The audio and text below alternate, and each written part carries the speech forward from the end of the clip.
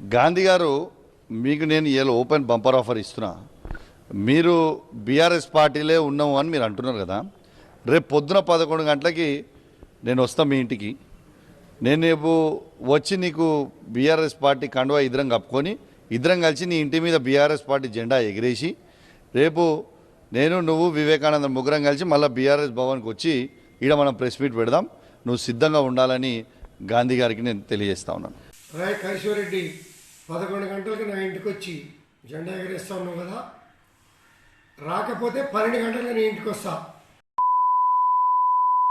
పార్టీలో చేరి పార్టీని బస్టు పట్టించింది కాక, పాత ముఖ్యమంత్రి గారిని నాశనం చేసింది కాక, కాంగ్రెస్ పార్టీ నుంచి కొంతమంది పెద్దలను తీసుకొచ్చి బీఆర్ఎస్లో జాయిన్ చేస్తానని చెప్పి తీసుకొచ్చినటువంటి